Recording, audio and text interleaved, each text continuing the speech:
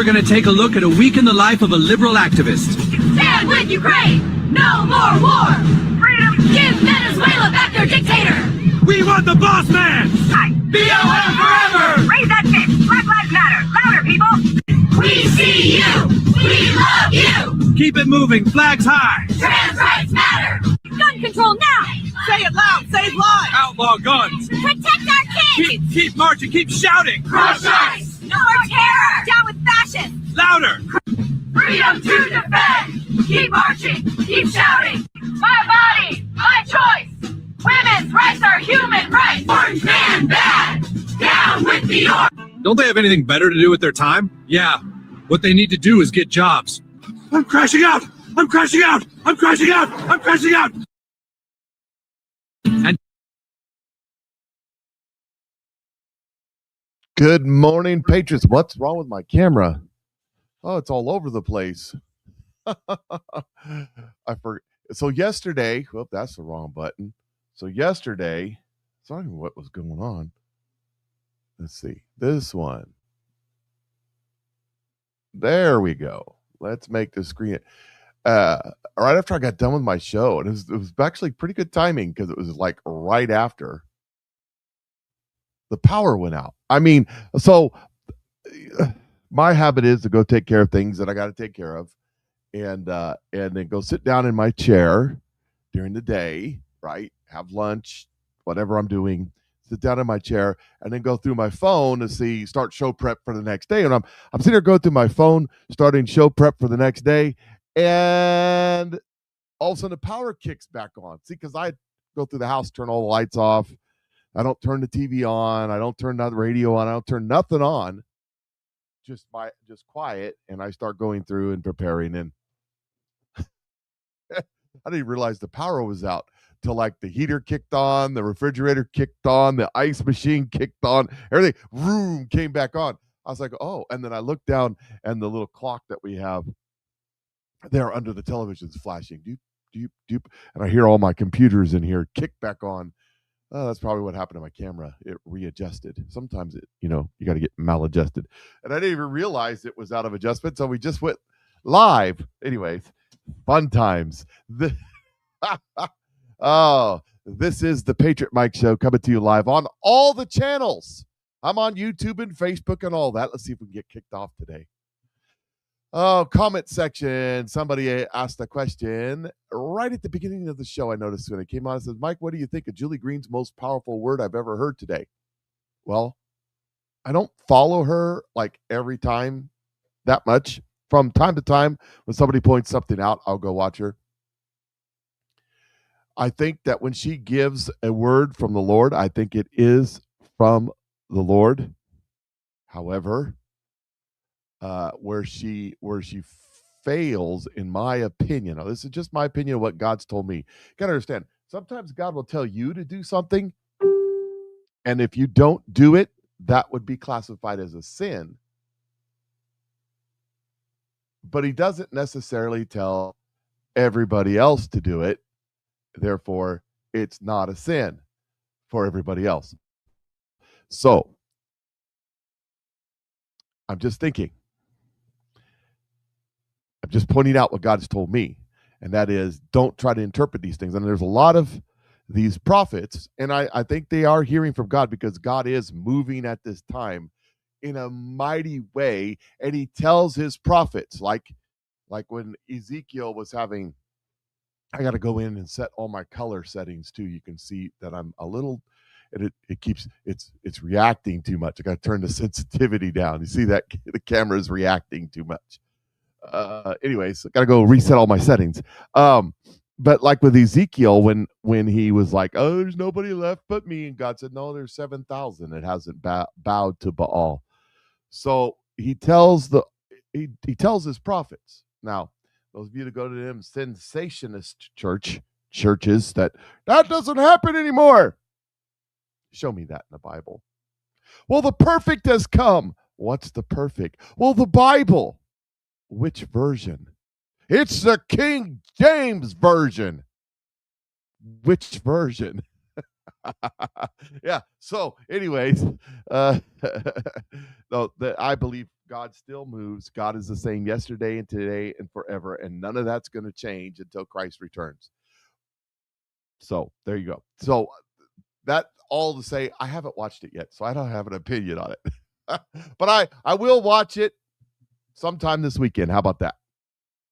Because there's a Rusty Johnson Auctioneers is having an auction at the Knights of Columbus Hall here in Central Missouri, or 11 o'clock ish, and I think I'm going to run out there and see what's going on, say hi to everybody, and who knows, might even bid on something.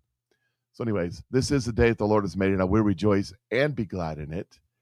And the word of the day, as presented by Marine in the Woods, given by the Lord, is Ezekiel 20:10-32. That's Ezekiel 20:10-32. Make sure you crack open the Bible, see what God has for you today.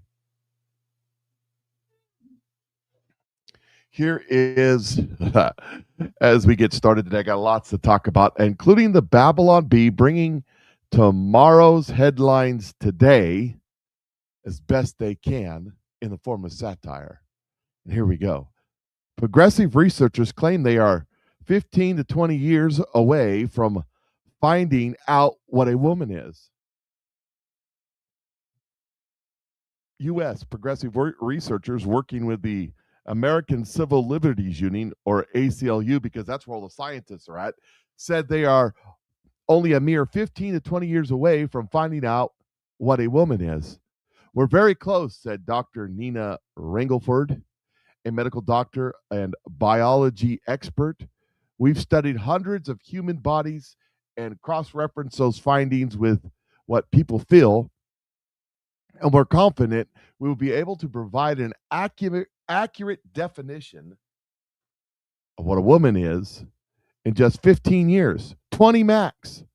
Researchers said they have left no stone unturned in their experiments and denying to look up the definition of women in the dictionary, even denying, excuse me. Well, this is obviously wrong, one researcher said after examining a Webster dictionary. We've got our work cut out for us, boys. I mean, girls. I mean, whatever. In an effort to maintain professional neutrality, the ACLU made sure to recruit one scientist from each and every one of the 437 known genders. The team was then sequestered to avoid recent potential discussion on the matter so that they could focus on what really matters, their feelings. I mean, we might not be close, but I feel we're very close. And that means something, Dr. Zingling,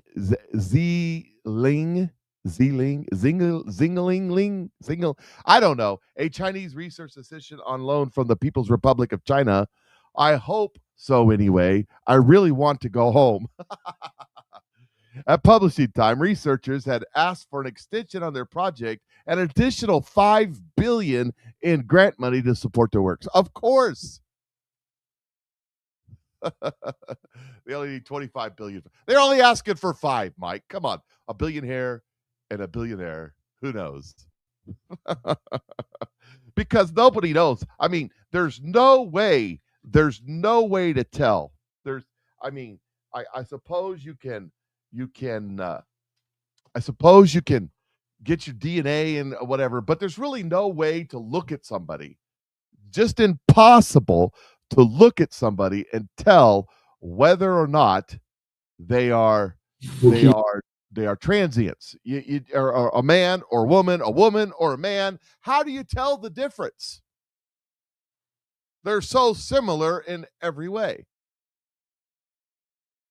For example, here's a protester, unrelated story, a protester who lost his eye because ICE shot it out with a paintball full of pepper spray. What can you tell us about your injuries now and the prognosis? Will you be blind in that eye for life? One question. All right, we're going to talk about the poor feller here that lost his eye, her its eye.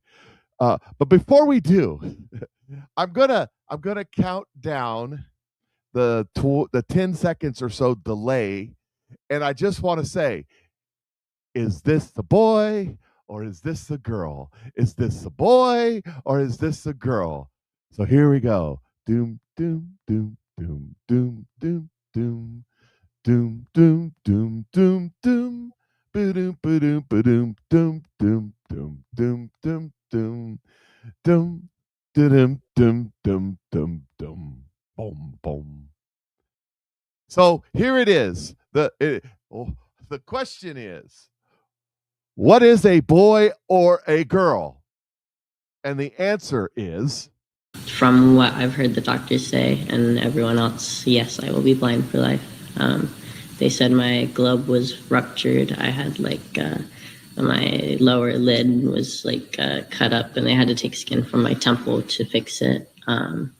There's a lot to it. I don't remember all the things that they said. I have fractures in my skull that they can't fix, and I can't sneeze or cough because it's dangerous too. I remember also when I shot, there was pepper in it, and I had pepper down my throat. It made it hard to breathe for a long time. They pulled a piece of plastic the size of a nickel out of my eye.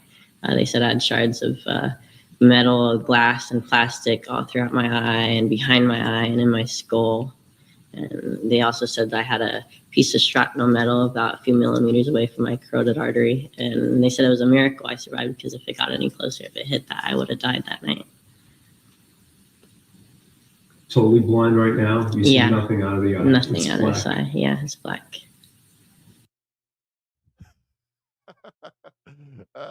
it's a tragedy. It's a tragedy.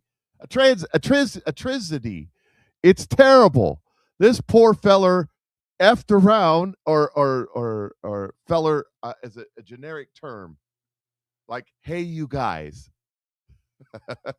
metal shrapnel from a pepper ball. Yeah, well, you know, you know when you don't know, right? Well, here's the incident. It didn't happen.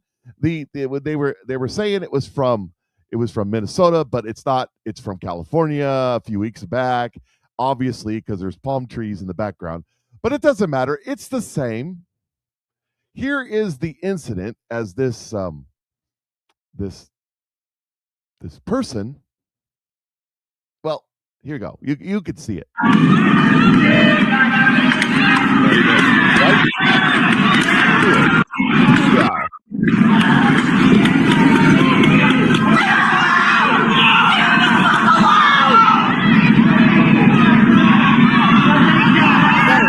I'd probably be on the ground like that too, covering my eye, crying if I got hit in the eye with a pepper ball. I'm just saying.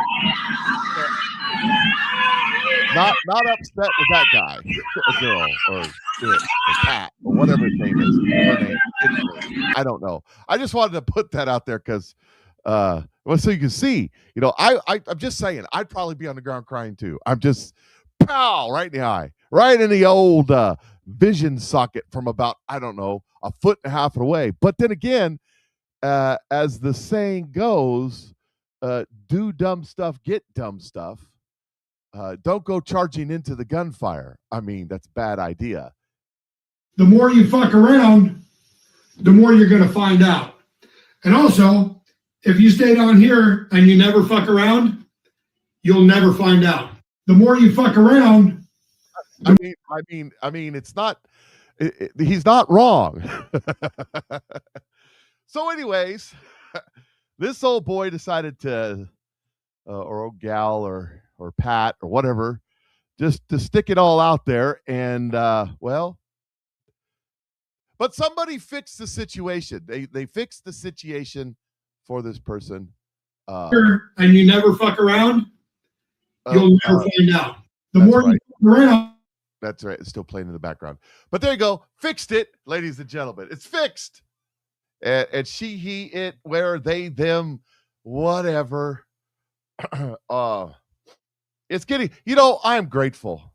I am grateful. Thank you, the Lord, that I was born in 1971 and that I met my current wife in the mid 2000s, before things got really confusing. Because if I was a kid today looking for a spouse, I mean, you'd have to go through like a DNA test, check your chromosomes and all this stuff, just to make sure that you could find a real woman. I mean, nobody knows what a woman is, but nobody knows what a woman is, but the search for one is definitely more challenging now that we know. Anyways, I still don't know if that's a dude or a dudette. It's hard to tell. Nobody knows. Maybe the Babylon Bee will get it figured out. I don't know. In other news, I don't know if you've seen this, but ladies and gentlemen, there's everybody that's a Tina Peters fan. If you don't know the story, Tina Peters was a clerk in a county in Colorado right after the election, where state law and federal law says you have to maintain federal elections for like 18 to 22 months, depending on the state. And she was ordered to delete all of the information on the Dominion voting machines, but she preserved that information. So Mike says a Crocodile Dundee testicle test. The problem with that is people could have had to cut a dick off of me. How do you know? Anyway, she preserved that information. She was charged and sent into prison for like 9 or 10 years, and she's in her 70s. So it's basically a death sentence. Donald Trump has pardoned her, but there's a constitutional deal that it's a state level crime. But there's a appeals court hearing going on right now, and it's not looking good for the state. Appeals court judge seems skeptical of sentence for pro-Trump Colorado clerk Tina Peters. It says, while judges on the panel expressed little sympathy for the arguments from lawyers for former county clerk Tina Peters, they also grilled state lawyers. Judges were particularly critical of claims that Peters should be held accountable for spreading election conspiracies in 2020. The court cannot punish her for her First Amendment rights, appeals court Craig Welling said. Peters used another person's security badge to allow her former surfer, I think it's supposed to be staffer, Conan Hayes, to watch a software update of their county's election management system, which, by the way, that software update was against the law. Prosecutors said he made copies of the system's hard drive before and after the upgrade, and partially redacted Social Security, security passwords later turned up online. Hayes was not charged with any wrongdoing. I wonder who squealed on her. Anyways, so this is going on right now. Let me pull that off the screen for a second, because I've got video of the hearing where the judges are kind of flabbergasted, for lack of a better term, at what in the world was going on with this trial. Let me just play it for you right here.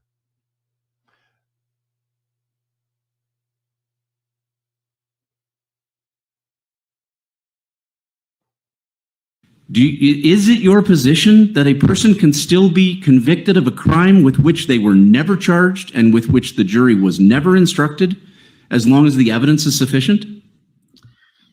Yes, I think that is what the case law indicates, that if it's just in this case, I'll just point out too that, I don't have the language of the statutes that you're citing in your hypothetical, but it was one word, might, and it was already, but that one word distinguishes it from a felony to a misdemeanor. And this case made an extra sentence, 15 more months in the Department of Corrections, that couldn't have been given had it been a misdemeanor conviction. It clearly affects a substantial right. And I'll just say, I'm confused as to why the people are continuing to maintain that the proper remedy on this isn't to enter the conviction for the misdemeanor, because the indictment used the word might, and the jury was instructed on that. So that's what the verdict is. I am baffled as to the position that's being taken, that we can somehow overlook that and still enter the felony because the evidence that was presented at trial would have supported the felony. Are you still maintaining that position in front of us here today? Yes, that is our position. What case law supports that argument? I'm sorry. What case law supports that I've argument? cited it in my brief. I don't have it right in front of me, but the case, it's the omitted elements Yes, case correct. law, right? Mhm. But that's just where the element was omitted, and but the element that was omitted wasn't in dispute. Here, the jury was affirmatively misinstructed. It was instructed on the misdemeanor, and it found her guilty of that misdemeanor beyond a reasonable doubt. This isn't the omission of an element. This is a misinstructed jury. How can we correct that by saying, no, we'll just assume that because she could have also been convicted of the felony, we enter that even though we don't have a jury verdict? That's a... I understand it's a difficult position Okay. for the people to be in. But It's not a position you have to take. But thank you. But I do believe that the omitted element language applies because to me, I understand, I can hear from the way you're talking about it, it seems more egregious to add this extra word than it is to omit an element. But to me, omitting an element is a pretty big deal. And the fact that can be Except not in those reversible. cases, at least the person was originally charged with the elemental language. Here, never on the table. That is true. But if I can just add, and again, it seems that I will not be able to convince you, but I just want to put my argument out there, which is that there wasn't a confusion from the parties about what they were talking about, because the correct statutory citation was used. So they were on notice of the statutory citation. The language was incorrect, but the statutory citation was correct. Couldn't that also mean that the prosecution was on notice that they'd only charged, since the language was correct, they'd only charged that language and not, Well- both of them were on notice of something wrong. Oh, yes. I guess what I'm saying, Your Honor, is just that there wasn't a notice problem because there was the statutory citation, and the parties treated it as though, I think it was an oversight. I think everybody believed that if they had charged and used the language that's what the record bears out, in my estimation. So they kind of sort of messed up the whole thing. Kind of sort of maybe. They charged her with a misdemeanor and convicted her of a felony. What this is called is they can file for a mistrial now. Whether they'll get it, I don't know, but they can say, hey, I was unfairly prosecuted. And this is like if it was a fair court, this would be a get out of jail free card. But we're not talking about fair, we're talking about politics. And this may be, by the way, these same courts already heard all this stuff. This may be them trying to get out from under the thumb of Trump because, well, it doesn't look good. It doesn't look good. All right. We're going to switch subjects now. We'll see how that goes in the very near future. So we know they're protesting, right? The women are out there protesting, and they're getting crazier by the minute. There's theories out there that most of these protesters are late 20s, early 30s, tick tock, tick tock, tick tock, tick tock, tick tock women who don't have children or don't have custody of their children. So they've got this mom gene like every other woman does. And when they start getting, 35 years old, they start realizing time is running out. And so they're trying to find someone to love. I think there's a song about that. And so they're loving on these criminals. And they're standing up like Mama Bear to protect these criminals. And they're absolutely insane. When I say insane, Let me just introduce you to insane, and we'll go over it. We'll talk about it. Here we go. I just feel like as white people, we gotta get step the fuck up. Yesterday, 10 years ago, 10 years before that, 10 years before that, 10 years before that. Just, our fucking neighbors are at risk, and we need to be in the streets every fucking day. If it's not you today, and you take a break, somebody else you know, get them out there, take their place. We gotta do this in waves. We gotta protect ourselves. We gotta protect our neighbors. But it's time for white people to step the fuck up. They've been sleeping. And it's been wild to watch. I've only been on the ground here for 2 days now, and watch the community organize in such a quick way. Obviously, you guys been doing for weeks and months. And what has it been like to see the community of Minneapolis like really come together? It's about time. It's about time because people of color have been screaming about this for, we can't even count the years of how long. Okay. What she said was crazy enough, but typical leftist BS mumbo jumbo. Okay, that's fine and dandy. But let me point something out here. Let me talk about this. Let's just take a look at Karen here, and I just want to point something. First of all, you've got a do-rag here. I think it's a towel. I think it's like she took the towel off of her stove. The hand towel that you get that all the women put on this. Men don't care, but the women put on the handle for the stove, right? And then she's got her Lowe's cheap safety goggles, right? That you go down to Lowe's, you can buy in a package of 3. And then she's got her painter's mask on. Now, I don't know. I've never tried. Now, I've been in the gas chamber with basic training, and every year when I was in the Army, we had to go recertify. You put your mask on, you go in the gas chamber, you stand there. We didn't have the new kind of stuff. We had the older stuff, but breathing through your gas. And then the sergeant says, take a deep breath, take off your mask, right? And then you get the effects of the tear gas and the snot running down to the ground and all that you get, right? I don't know that a painter mask works for that or not. Does it? I don't know. I haven't tried it. Dish towel. Yes, there you go. But that's not the most craziest thing that I see here. Let me make it bigger so that you can see what I'm seeing. She's got armor on, and it looks like the broiler out of her oven. It's the broiler pan. Her armor is the broiler pan. I mean, come on, man. That's not going to work. I guess it might a little bit. She's got zip ties and string tied to her broiler pan.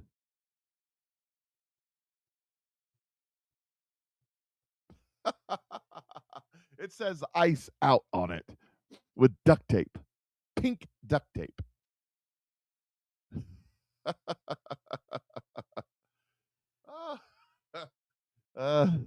I'm just saying. These people are insane. This is insanity. She likes kitchen. Well, she's coming out of the kitchen, right? You got 2 choices in life, ladies. I'm talking to the young ladies. The older ladies, you set in your ways. I'm talking to the young ladies. You go on TikTok and you see the trad wives, right? They want to stay home. They want to make sandwiches for their husband. They want to take care of the house and make babies and whatnot. So you got the trad life, and then you got the Karens. The Karens just, instead of staying home and taking care of the house and making babies and taking care of their husbands, their wives come with them, and they take the appliances from the house that they're not using because they don't know how to use them, and using them as armor in their protests. I'm just saying, this is insanity beyond insanity. This is insanity on all levels. So Jesse Waters, he pointed some of this out. Not particular her. That's just That's me. That's me, right? I caught that. That's all me. But Jesse Waters, he did a little deal about the Karens. He calls them kamikaze Karens, and here. Well, let me just put it on the screen, and I'll let him speak for himself. Wake up, babe. Kamikaze Karens are back. Good for you. Good for you. Don't move. Put your hands in your pocket. Put your hands in your pocket. You gotta move. Get out of the way. I don't post. And the media is drooling. Quote, this is what democracy looks like. Moms in cars, armed with nothing but iPhones and a clear view of right and wrong. The cavalry is here to save us, and she's driving a minivan. Public service announcement. If you love your mom, don't let her turn into an ICE stalker. Moms with minivans are training like a militia, but not anybody can join. First, you have to pass a battery of psychological tests. You must hate men. You know, one thing that hating men has trained me for is literally trained me for chasing ICE cars off of my street. 5 of them right now. Following them down the neighborhood, honking, blowing whistles, telling them to off. All that rage that I have felt towards men is coming out. I have been trained for this moment. I'm coming Phase out. 2 gets a bit more physical. It's time to shred, not the weight. We love women in all shapes and sizes. You need to shed your whiteness. In order to dismantle white supremacy, we have to be willing to lose the benefits of whiteness. Means they kill us too. That's what that means. And it's time for some radical acceptance about that, guys. That's what it's going to take to dismantle white supremacy, is losing the benefits of the system. So we can't be so shocked as white people continue to die. White women need to die to dismantle white supremacy? That's one way to do it. Step 3, body and mind. Push your body to the breaking point and let your body be a barrier. There's times where I'm scared, but I'll still approach a vehicle. Like, it doesn't stop me or any of us from showing up, and actually not only showing up, but putting ourselves in a position of just like almost like a barrier between them trying to get vulnerable people who don't speak the language fluently. And when you get thirsty, no water, especially not with ice. Instead, sip on a nice tall cup of F ice cold brew. Sounds aggressive, right? It's not. It's all love. She died because she chose love and solidarity over fear, and we will make sure the world never forgets her name. It's a tragedy she died, but love was not the cause of death. Women shouldn't be getting in between armed agents and foreign fugitives. It's like driving a car in front of a SWAT team serving a search warrant. Someone's going to get hurt. Women are not designed for violence or danger. These are manhunts with guns and armored cars. And the illegals have nothing to lose. If they get caught, they know it's over. And these illegals have shown they will break the law and they will hurt you. ICE agents are getting assaulted and rammed by illegals and now women. Women who are not professional drivers and not athletes. From what we've seen, they're clumsy and reckless and have no sense of danger. And all these politicians are basically trafficking them. Women are crossing state lines, getting used and getting hurt. And Democrats are making money from it. They're fundraising off it. They're using women as human shields to hold the country hostage. Tampon just addressed the nation and said this. You have an absolute right to peacefully film ICE agents as they conduct these activities. So carry your phone with you at all times. And if you see these ICE agents in your neighborhood, take out that phone and hit record. Help us create a database of the atrocities against Minnesotans, not just to establish a record for posterity, but to bank evidence for future prosecution. Wow. Corolla, he's got a better idea. They essentially create chaos and then say they don't want chaos. So it's essentially tons of chaos saying we don't want chaos and then saying, don't you want the chaos to stop? And I'm like, yeah, I'd like the chaos to stop, but the answer isn't abolish ICE. The answer is you keep your fat ass at home. Well, yeah, that goes back to the F around and find out. If you stay down here, you're never going to F around, so you're never going to find out. I mean, it's an easy solution. The problem is that's all political. We all know it's political. It's political. It's racist. It's the whole. You fill in the blank. Whatever you want it to be, that's what it is. I mean, that's what they do anyway. They single out a crazy Karen miscreant like the one in question here, Miss Good with an E, who isn't all that good. In fact, there's only one that was ever good. But I digress. And they say, this is the cause, this is the hill we'll die on. But as this fella right here points out, there's others they could die on, other hills they could die on, but they choose not to die on those hills. So, for those of you that don't know, this is Dakara Thompson. She was killed by a man named Hugo Hernandez Mendez, someone who was in this country illegally. My question is this: why is nobody talking about it? Why isn't Jasmine Crockett crying on the floor of Congress over this young black woman? Or better yet, why haven't any of you pro-blacks talked about this? You're talking about Renee Nicole Good. Why are you not talking about this? Why are you so quiet? Right? This young lady was killed by an illegal immigrant, but because her skin, well, no, it has nothing to do with her skin. Because it was an illegal immigrant that killed her. Well, we can't talk about that. We can't talk about that. You see, this just shows that these people don't care about brown and black skinned people like they say. That's their chant, right? No, they care about red on the inside people. Their skin color, the slant of their eyes, their type of hair that they have, the type of clothes that they wear, their position in life doesn't matter as long as they're red on the inside, as in the Union of Soviet Socialist Republic or the CCP or Venezuela or Cuba or wherever else communism, godless despot communism exists. That's what they want. You see, this woman who was shot was a commie. Yeah. But Mike, no, she's not. Yeah, she was. Let's see. She doesn't believe in capitalism. She doesn't believe in.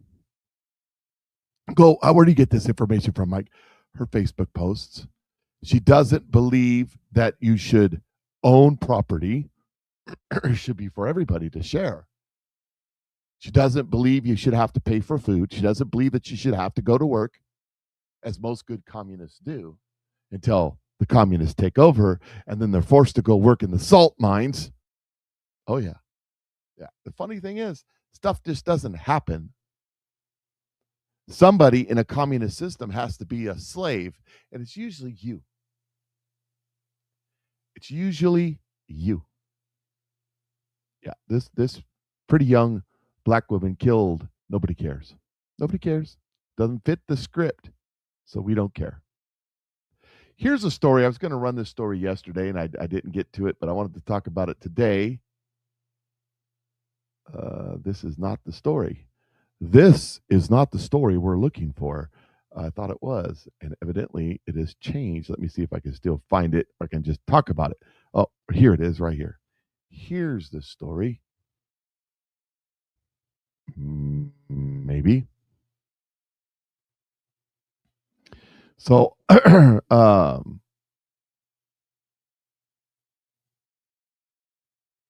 So here is, they've changed the article to an Instagram post. So I'll just put it up with the sound off and I'll talk over it. So Oprah Winfrey a few years ago has teamed up with Weight Watchers and started pushing I can't say it. I'm on the other channels today, so I can't really say it. The weight loss pokey doke, right? That everybody was taking. We've talked about it before. And she decided she was going to do that, and she lost a ton of weight. She went and stood at all the places that the celebrities go stand to do something, and she lost a lot of weight. But here this November, December, she got off the Marine says fat drug. She got off the fat drug here this December. And she immediately started putting on weight. She said, I ate right, I did everything we could, and I was just putting on weight. She said, I've just realized that some people are just going to be fat. Some people just have the fat gene, she says. Well, let me tell you something.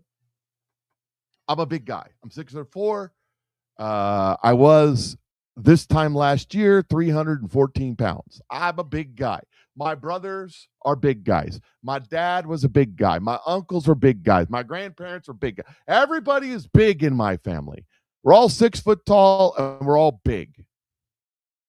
So I hear what she's saying. I hear what she's saying. Genetics has a lot to do with it. I get a kick out of the 20-somethings. This is how you are healthy. You know what makes you healthy? Being 20-something. But I have to say this, Oprah's going around pushing her pokey doke for fatness, saying that there's just nothing you can do about it. Because she's already sold her soul to the devil. So what difference does it make if she sells her soul to the big pharma? What difference does it make, right? So her and Weight Watchers teamed up to push this stuff. I'm sure she's making a ton of money. But once she got off of it, and I've seen this over and over again, immediately people start putting on weight. And here's the thing, there's side effects.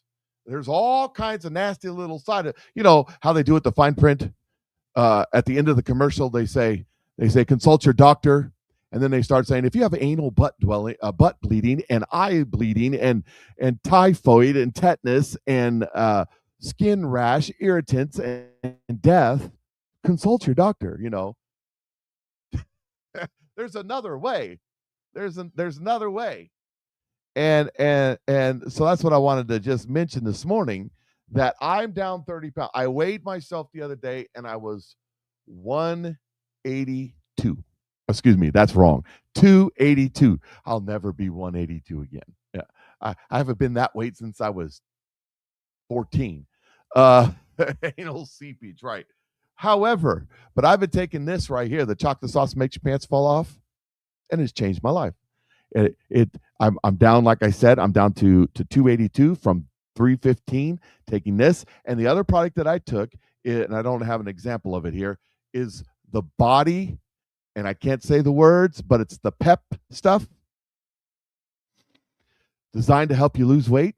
And those two products have caused me to continue to lose weight without exercise. I want to exercise so bad. I do. I want to start running again so bad. And I was thinking the other day, man, I'm feeling good. I'm feeling good, like at the end of Trading Places. Feeling good, right at the end there. I'm feeling good. However, the next day I wasn't so much feeling good. And that just has to go with the Gulf War syndrome and the other stuff. You guessed my weight exactly, 182. Yeah, but I'm probably 2 foot taller than you?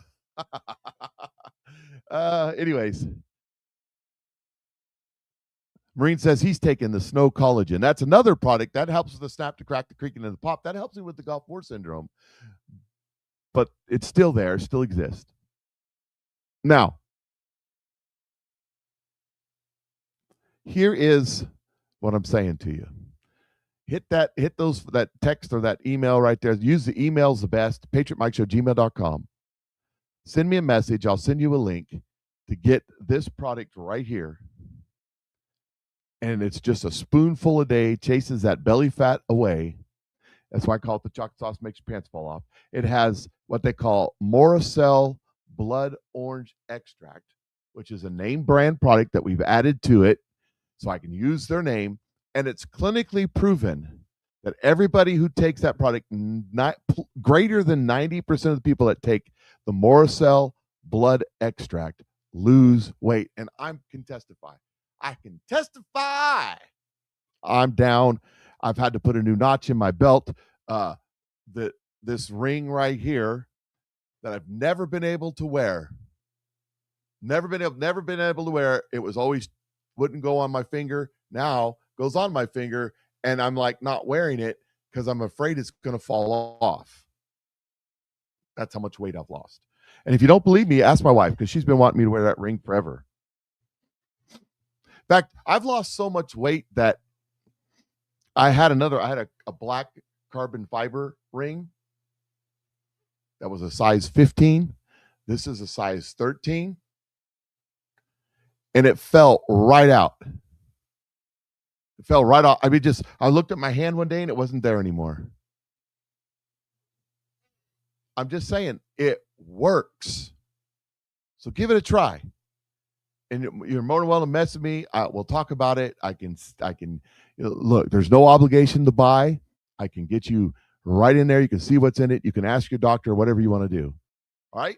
So just wanted to talk about that. When I saw that Oprah Winfrey thing, I'm like, there's a better way. You don't have to worry about all the side effects, if you know what I mean. The side effects are not positive at all. Not a good thing. Not a good thing. So stay away from the drugs. Say ugh to drugs and try the chocolate sauce makes your pants fall off. Just saying. It's a whole lot better that way. Then there's this story.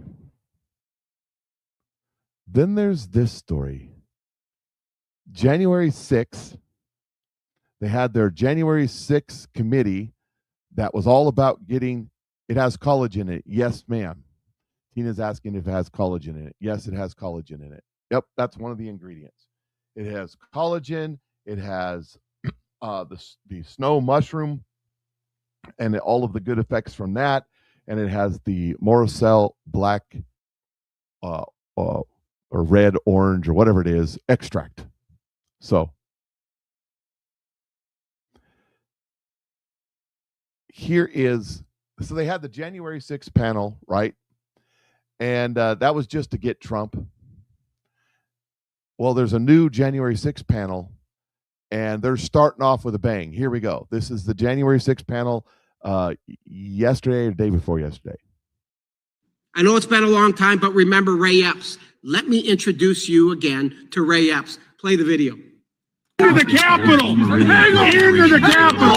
We are going to the Capitol, where our problems are. It's that direction. Please spread the word. All right, no, Dave, but one more thing. Yeah, so can we go up there? No? When we go in, are we going to get arrested if we go up there? Yeah, you don't need to get shot.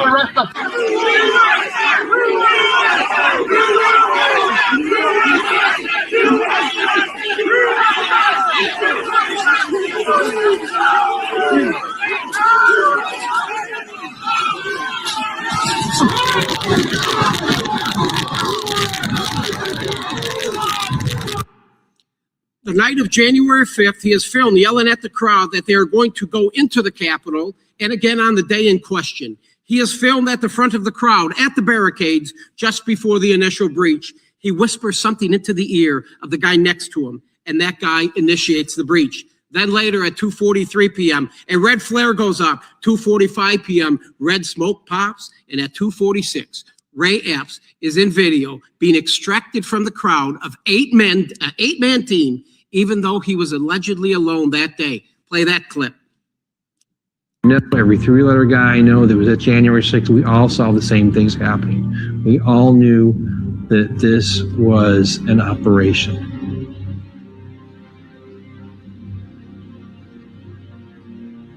Watch the footage on top of the Capitol, and if you fast forward it and watch it, you really do see movement of individuals You just see them moving through the crowd. The red smoke pops, and when Epps starts to leave, he's got 4 people in front of him and 4 people behind him, and they literally get him the hell out of there. They go behind the media and then just disappear. They said he was there by himself or with his nephew also. They got separated. You know, if he was there by himself, then why are 4 guys leading him out and 4 guys following? It's plain to see. It's obvious. Now, despite Epps' actions on that day and despite him being number 16 on the January 6th Most Wanted page for months, his name is mentioned 0 times in that 840-page document. 0.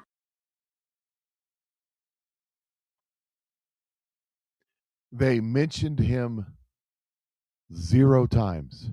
The question is going to be, so here we are with a new January 6th panel. The first thing they're talking about is Ray Epps. Ray Epps with a 8-man team. I hadn't seen that before. An 8-man team, huh? Very interesting. So keep an eye on that as things start to happen, and things are going to start happening. Things are already starting to happen, regardless of what the idiots in the Patriot blogosphere say. Nothing's ever happening. Nothing's ever going to happen. No. God's in control. Watch what happens. By the way, speaking of stuff happening, this is kind of tabloid, but okay. Senator accused of steamy affair with her bodyguard in bombshell lawsuit from his wife. Well, here we go. Let's just talk about ex-senator who resigned has been accused of having an affair with her bodyguard in a lawsuit filed by distraught wife and former staffer, Christian Simina, 49, who represented Arizona in the U.S. Senate from 2019 to 2025, first as a Democrat, then as an independent, is accused of intentional malicious interference in a 14-year marriage of Matthew and Heather Amelie, whatever. Heather, a mother of 3, alleges that Sinema embarked on an affair with her Special Forces veteran husband shortly after he was hired to her security team in 2022. Sinema, how do you say her name? And her bodyguard frequently traveled together on work trips across the country and internationally, where the suit alleges the senator would invite him to her hotel room. The bisexual senator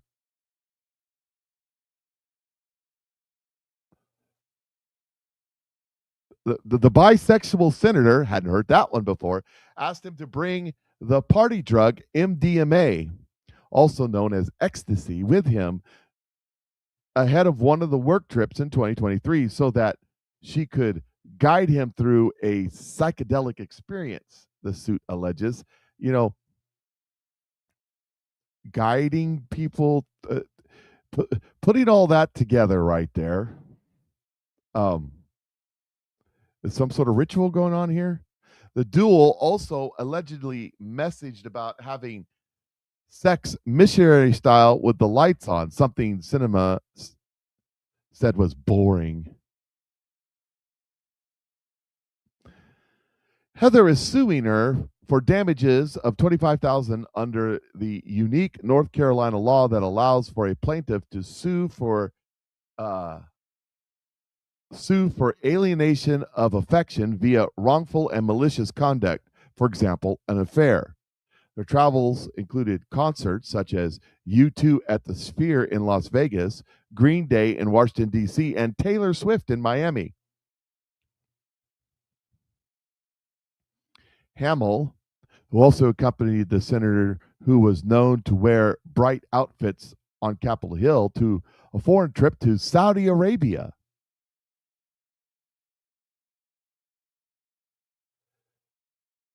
She asked him to remove his wedding ring so it wouldn't look like she was putting her hands on a married man when they were out at concerts, the lawsuit claims. During former President Joe Biden's 2024 State of the Union address, she told him that she was skipping it as she didn't need to listen to some old man. when he messaged her about wanting to start a F the troops. Now, this was a former military guy chant at a Pennsylvania baseball game. She responded she would F the hot ones. The suit also notes that Cinema purchased a Tirgan electric massager for Amel and texted him for him to bring it over to the apartment so she could work on his back. She has pictures of herself wrapped in a towel, or sends pictures of herself wrapped in a towel. October 24, soon after he returned home to North Carolina, the senator texted, I miss you, putting my hand on your heart. I'll see you soon. Heather responded to the message stating, are you having an affair with my husband? You took a married man away from his family? Anyways, yeah, get the point. You know, ladies, men, whatever, when one is having an affair, yes, you could, hell has no fury, like a woman scorned, and she's going after the woman who, being bisexual probably complicates the marriage. Well, it doesn't complicate the marriage. It complicates the relationship because it's this former senator who's bisexual. You know, like the what are they called? Trebles, like the trebles, bisexual, reproducing at will. Trouble with trebles. Anybody Star Trek nerd around here? Anyways, it's good times. Good times. So here's a little bit more on the NED stuff. We talked about the National Endowment for Democracy. It says 81 Republicans just voted to fund NED. So did every single Democrat. If Republicans voted to block like Democrats, NED would be defunded now. But the blocker, as I've said many times, is not the Democrats. If it was, all these things could be fixed. The blob inside the GOP is that NED got you censored, deplatformed, demonetized, and even conspired with foreign governments to force American platforms to take you down. Instead of indicting NED, the National Endowment for Democracy, Republicans just gave them the biggest budget ever, tied with what Biden gave them in 2024. Can you explain why on earth any member of the GOP in their right mind would vote for such a thing? Anything at all other than we get kickbacks and support from NED, so we should fund it. Well, I'll give you one. They're not Republicans. They are infiltrators. What other possible explanation can there be other than corruption of the GOP? Data Republica responds to that and says, I got a text from someone I won't name who is close to one of the no votes. Apparently, GOP leadership pressurized to vote. No, now the no vote is a yes vote because it was, anyways, the way their stupid procedures work. But because they didn't want to walk back on a spending bill and didn't want another shutdown. So the Republican leadership was scared of a shutdown, so they put all this stuff in there so the Democrats would vote for it. It's a bunch of garbage, mumbo jumbo, standard operating procedure. This is why I keep saying that sooner rather than later, probably by the end of this year, that you will not have enough people in Congress to hold a quorum because of all of this crap that they've been pulling. Because of all of the crap that they've been pulling. Speaking of crap they're pulling, I wonder how many of these politicians are getting kickbacks from the Somalians. Have you considered that? Have you considered how many of them are actually getting paid by the Somalians? because there's some more information coming out.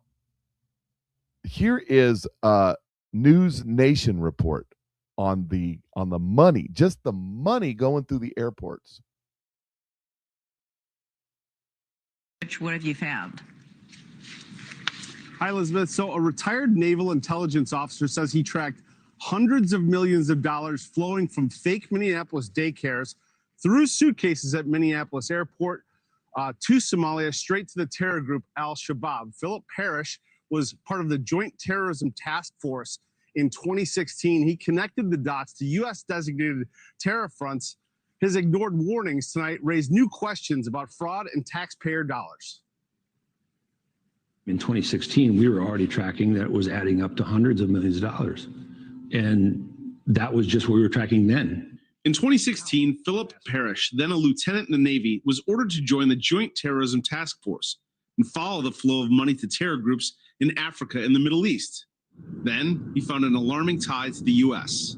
There's an interesting pattern here happening where the money's coming out of Minneapolis International Airport. Well, where is it coming from? Are they getting it in Minneapolis? Where is it coming from? Well, that led to then some research about a list of fake companies. Well, it's all cash that's coming out of these fake daycares and/or daycares with inflated numbers. Parrish connected the dots for military operations abroad. How much money? Hundreds of millions. You know, when you're talking suitcases of evidence reports, of suspicious activity reports from banking, TSA reports from the airport, and then the military side of the house tracking who it got to, you're talking about tens of thousands, $300,000, $500,000, all these different varying amounts daily. The open source material will tell you every other week out of Terminal 2. But it was daily. In 2016, 2017, you were with JTTF, and in your professional, opinion and experience, the money that you saw leaving Minneapolis Airport, the hundreds of millions of dollars, was that ending up in the hands of terrorists? Yes. No doubt about it. Direct portions of it were ending up in the hands of terrorists, absolutely. All the way from pirate boats being bought to essentially the administration of a terrorist network administratively.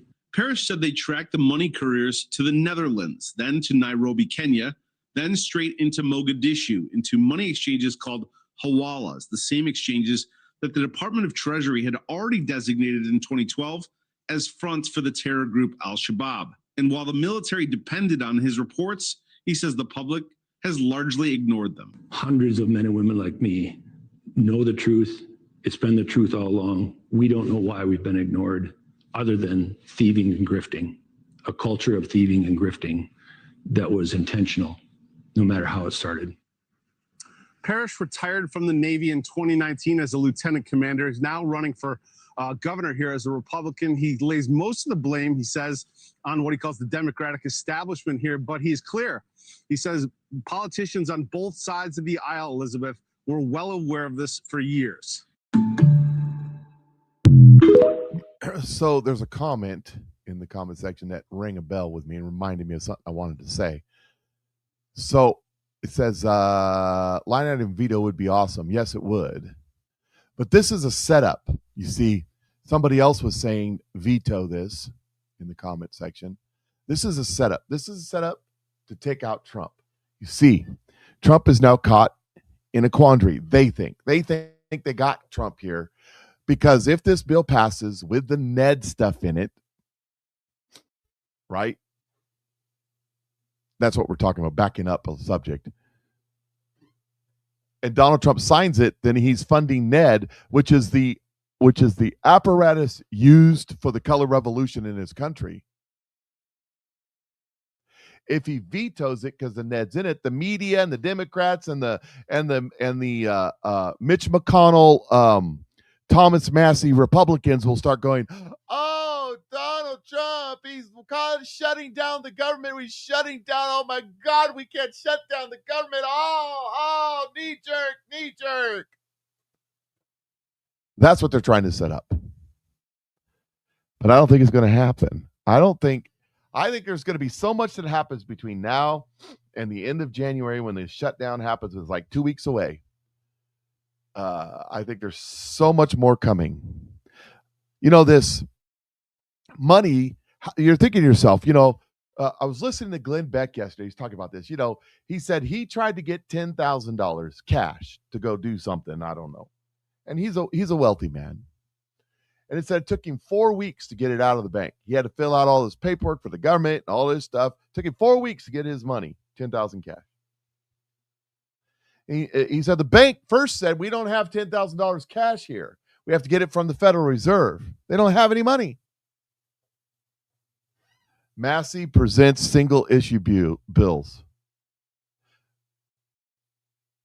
Whatever. Massey is the biggest hypocrite other than Rand Paul in the Republican Party. Just saying. I'm just saying.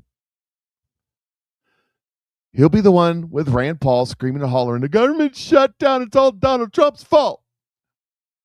Mark my words.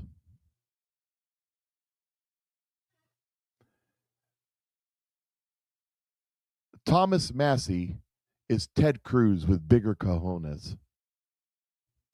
He puts single issue bills. He puts bills out that he knows never has a hope of passing ever, just to get things stirred up.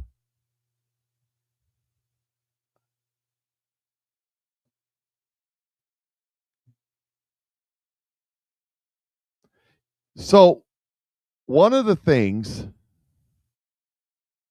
that Glenn Beck talked about was, how are they getting suitcases and duffel bags full of hundreds, if not millions, hundreds of thousands, if not millions of dollars through the airport? How is it that a guy can have a briefcase with $100,000 in it and run it through the airport? They'll run it through the scanner. They'll say, oh, there's money in there. Oh, you're Somalian? No problem. Go on.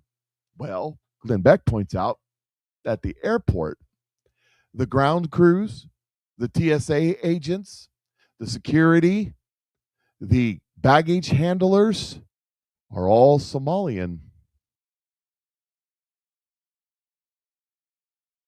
That's how it works. Just think about that. This thing's way, way bigger. Here's some more from Jesse Waters. And not everyone's excited. Get out. Sir, I'm just asking a simple question. Get out. No, you don't ask me any question. Get out. You have the opportunity to answer the question. No. You can't ask me nothing. Get out. Get out. I will listen, man. Get out. Get out, man. Get out. Sir, get out. just answer the question. No. Just answer Get the out. question. No, get out. Leave. Sir, just answer the simple question. Hey, don't touch me. You touch me. You YouTube, man. Get out. Calm down. You're not being accused of fraud. Shirley's just asking questions. It's not just daycares we're worried about. Primetime's digging into something even bigger. Hundreds of millions of dollars quietly moving through Minneapolis, heading straight to the Middle East. Homeland Security sources tell Primetime $700 million in cash was flown out of the Minneapolis airport in just the last 2 years, stuffed into luggage. That's 100 times more cash than what was moved out of JFK, Atlanta, and Dallas. To put it into perspective, Atlanta is the busiest airport in the United States. Minneapolis, 17th, with a quarter of the flights. Yet 100 times the cash is leaving the country. And it's not just Minneapolis. Investigators following the money trail backward, and they found another hub in Columbus, Ohio. Officers tracked $136 million in cash leaving the Columbus airport in 2023 alone. You know who lives in Columbus? Somalis. Lots of them. They have the second largest Somalian community in America, second to Minneapolis, of course. Interesting coincidence. But this isn't anything new. Agents have been tracking this as far back as 2017. It's the morning of March 15th. We're chasing a tip about a man who's leaving the country. Our sources tell us he just took a carry-on bag through security that was packed with $1 million cash. You can do that as long as you fill out one of these government forms. We're told these cloak and dagger-like scenarios now happen almost weekly at MSP International. In 2015, investigators documented 14 million in carry-on cash. By 2016, it had mushroomed to 84 million, and then last year, 100 million. So where's the cash headed? It could be going to terrorists. Kearns tracked millions of dollars in cash that was leaving on flights from Seattle. It was coming from hawalas, businesses used to courier money to countries that have no official banking system. Some immigrant communities rely on hawalas to send funds to help impoverished relatives back home. Kearns discovered some of the money was being funneled to a hawala in a region of Somalia that's controlled by the Al-Shabaab terrorist group. So I talked to a couple sources and who had lived in that region, and I said, if money is going to this hawala, do you think it's going to Al-Shabaab? And he said, oh, definitely. That area is controlled by Al-Shabaab, and they control the hawala there. Money's been flying out of Minneapolis for years. Fozia Ali pled guilty to daycare fraud in 2018, and the money she stole went international. The business was suspected of billing the government for over $1 million worth of bogus child care services. Did any of the money go overseas? We are aware that some of the funds went overseas, which she was cashing out money from the business. She'd taken a 2-month trip from Minnesota to Dubai and then Kenya, staying at times in $800 a night hotel rooms. She used an app on her phone to bill the state of Minnesota for child care services while she was out of the country. Minnesota's had a dirty little secret for decades, and now the whole world knows. If they had $700 million to send back to Somalia, if that's true, where's that coming from? That's an insane amount of money to send back to Somalia. But this is also the gall. You're stealing welfare money and you're taking it out of the country, and you are so in the belief that you won't get caught. You're not smuggling it out. You're putting on the form, I'm taking $20 million out of the country. They've been doing it for decades. And this is, I mean, when did we start mass immigrating people from Somalia into this country? $700 million from here to there. No arrests, no charges. Has there ever even been an investigation? Tampon's more focused on protecting bad hombres than taxpayers. If terrorists get their hands on that money and target American soldiers, the blood's on Timmy's hands. Already did. He doesn't want anybody recording Somali fraud. He wants you to record ICE. Who's trying to stop it? That's suspicious and makes me think Tampon could be in on it. Can he be that dumb? It's not dumb. Understand, Donald Trump shall be a trumpet to trumpet the evil that's in this government. Prior to Donald Trump, this was happening. The American, we've known all along that we've been being raped by the world. We've known all along. Over and over and over and over and over and over again, we've known all along that this has been happening. We didn't know the depths of it. We didn't know the angles of it, but every single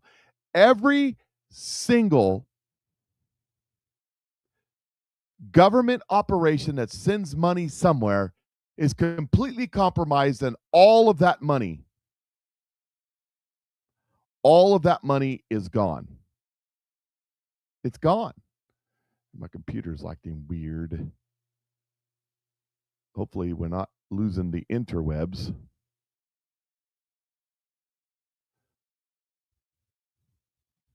Yeah.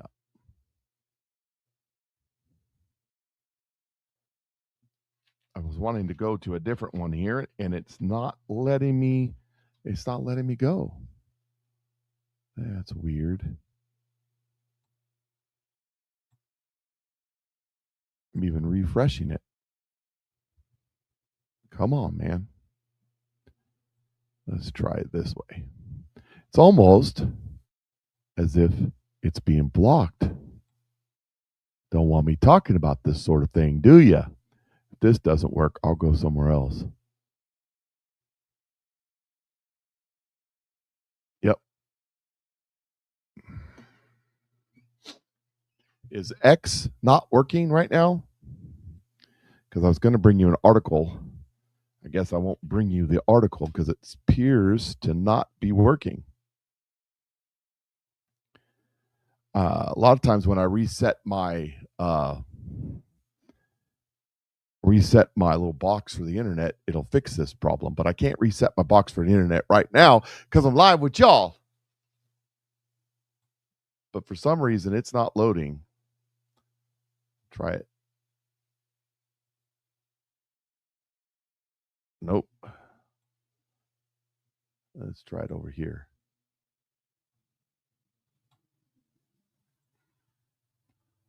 Let's try it over here and see what happens. I got like 4 web browsers up.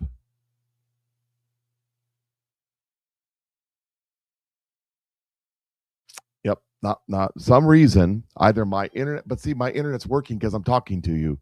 So maybe there's something going on with X. I don't know. But I can't. Yep, connection timed out. I can't access it. So, well, darn the luck. We'll skip that. That was Data Republican, where she breaks down where a lot of this money is going and where a lot of the money is coming from. But it's a pretty good article. It's on my Telegram page. You can go find it. t.me/PatriotMikeThoughts. And we'll see. Telegram seems to be working just fine, and StreamYard seems to be working just fine. So we will punt and see. 13 is where I need to be. All right. So you have all this fraud going on, and we've got the Minneapolis mayor as he points a finger. So the X is not working for you too. It must be down. Okay. So it's not me, it's you. Oh, yes. That's what my first wife told me. She loved married men, just not the men she was married to. Anyways, moving on. Here is the Minneapolis mayor. Imagine if that city or that town was suddenly invaded by thousands of federal agents that do not share the values that you hold dear. Imagine if your daily routines were disrupted. The local cafe that you eat at was shut down because they're scared that their own family might get torn apart. Imagine if schools shut down and suddenly parents got to figure out what to do for daycare. Imagine if your town was invaded by a bunch of foreigners who don't believe in your culture, don't believe in your God, and they just start taking over your neighborhoods, taking over your schools, taking over your airports, taking over your daycare centers. Imagine they just start finding every which way that they can defraud the people of America, and they implement it with their 67 IQs. Imagine. He totally proves the point of why we need ICE there. Totally proves it. Caught up with. Here's a little bit more. Democrats are threatening to shut down the government because they want to abolish ICE. ICE, baby. Caught up with some of them on Capitol Hill, including Congressman Benny Thompson, the top-ranked Democrat on the House Homeland Security Committee. And Bill asked him if he's for abolishment or accountability. At this point, it's accountability. I'm not for abolishing ICE. Should ICE be abolished, Senator? Will you I have lots of problems with ICE. Should it be abolished? Thank you. Do you believe ICE should be abolished? Same answer that I just gave to that question earlier in this press conference. So Jeffries refused a yes or no answer there. He's mostly focused on how ICE funding did not go through the usual appropriations process in Congress. Harris. Rich, thank you very much. Well, tarred and feather, that's in their name. What does ICE stand for? that will tell you. A target defender says, what will ICE do once all the illegals are deported? What's in their name? What does it say? Immigration and Customs Enforcement. They will enforce laws on immigration and customs. It's weird. That's like what they do. Got all these Democrat politicians, though, that want to get rid of. We don't need any immigration and customs enforcement. Do you know that at the ports, when a big container ship comes in with thousands of them big containers on it, that they search those containers, one out of about every 1,000 containers? Maybe these excess custom and enforcement people can go to the ports and enforce customs and stuff. Here's a lady who is from around the Minneapolis, out in the suburbs, and this is what she has to say about ICE in her neighborhood. You know, I love the fucking suburb I'm in. So ICE was just in my suburb at our local grocery store while I was there, and they were grabbing somebody. Nobody in the grocery store stopped them from doing their job. Everybody was clapping and excited about ICE being there. People are hooting and hollering, you know, chanting for ICE. You gotta love small towns in Minnesota, honestly. We are so fucking stoked. And honestly, you know what I did after the ICE agents got done with their job and what they were doing? I said, can I buy you all, you know, like something to drink, something to eat? And I did. And I sure fucking did, because you know what? I'm excited that ICE is in Minnesota. Really excited. I'm not going to tell you the suburb I'm in, but it's close to Stillwater. We'll just leave it at that. Best thing I've seen today is watching an ICE agent arrest somebody and send them back to where they came from. Love it. Super happy about it. Love the suburb I live in, because there was no protesting. Nobody stopped them. Nobody did. Because no one gives a shit. We want them done. Yep. I agree. Love it. If they were in my neighborhood, I'd be like, yeah, buddy. I got another article where they're going after a fire department because when they tried to chase down this illegal alien, he ran up on the roof of a house and they couldn't get him down, so they called the fire department, brought the ladder. Well, now they're all pissed off at the fire department. How dare you help law enforcement? Retards. Heck yeah. Yeah, look, what Jacob... We don't have a ladder truck here in the Lamont Fire Department, but we would help. White House. We would definitely help. Here is the White House's response to Tim Walz's appeal. This is the White House's response to Tim Walz. The White House has now responded. Tim Walz, Jacob Fry, and Democrat leaders in Minnesota have done nothing but turn up the temperature, smear heroic ICE officers, and incite violence against them, all in the defense of criminal illegal aliens. In Minnesota, ICE has arrested rapists, drug traffickers, domestic abusers, and more, despite the Democratic opposition. The Trump administration will protect the American people and enforce the law without apology. Quick response. A lot to say. Your reaction. First reaction here on the Faulkner Focus. Clay Travis. They're 100% right. And Harris, you remember this. In 2020, when we demonized police, what happened? Murder skyrocketed across the entire country, and we didn't let good law enforcement officers do their job. Now, Minnesota, Fry, Walz, they are deciding to demonize ICE officers. They're making them targets, and they are going to increase the overall level of violence in this country. I think President Trump has to step up aggressively, say, we're not going to do this. Remember what happened in L.A.? He sent in all the forces, and everything stopped in L.A. We got to do it in Minneapolis, too. It's out of control.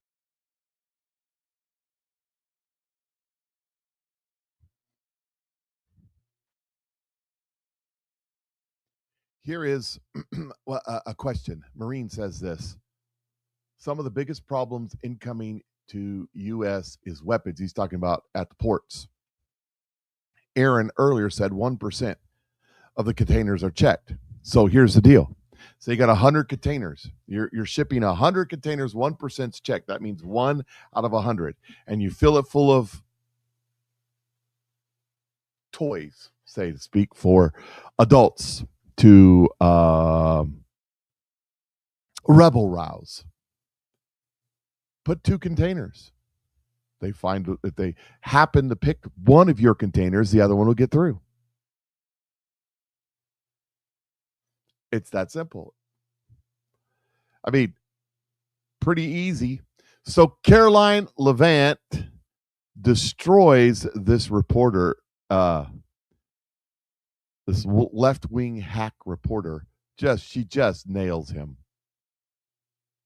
Earlier, you were just defending ICE agents generally, and earlier on, Secretary Nunn spoke to the media, and she said, among other things, that they are doing everything correctly.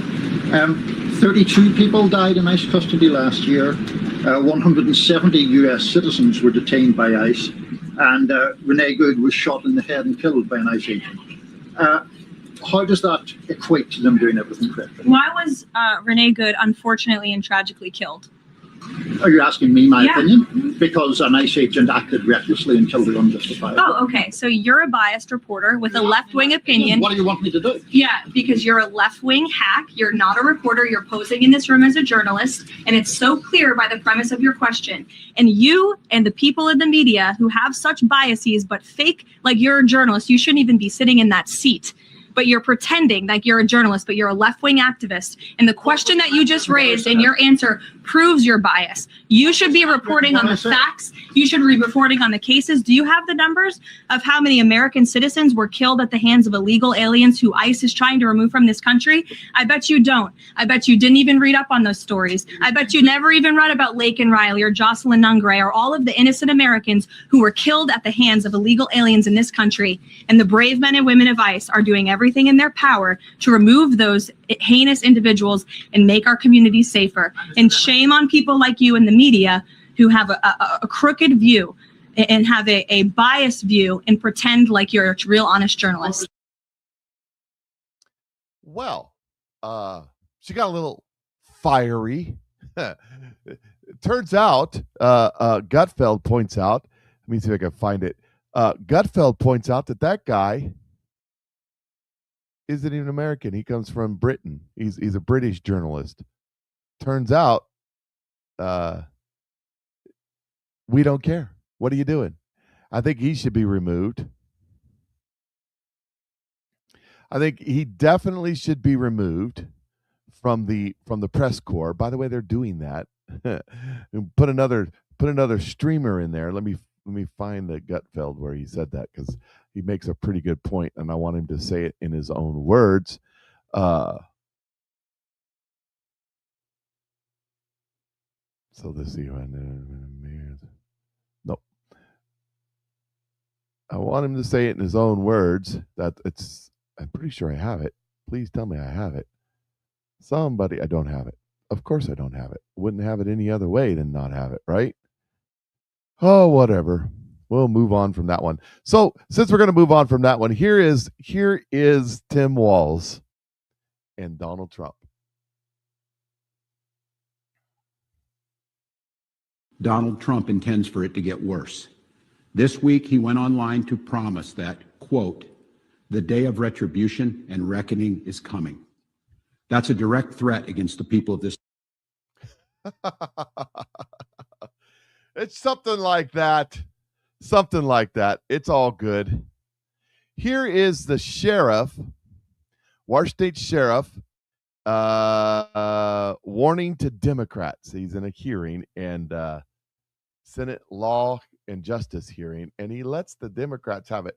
There's some good folks out there in Washington State, just like every other state, that have been compromised by these commo fascists. Pass this qualification bill for law enforcement, but you won't hold yourselves accountable. Therefore, I propose everyone who runs for an elected office go through a background check, a social media review, a polygraph, a psychological test. But Democrats, you won't agree to that because you have convicted felons who are elected officials here. I represent almost 1 million people, more than all of you combined here. Many more people. I wasn't elected chief of police. Being sheriff of Pierce County is much more than police work. Citizens reach out to me all the time regarding overreach of the government by you. Some say they finally have a voice because of me, and you want to silence it because I said transgender women are men. I said the truth.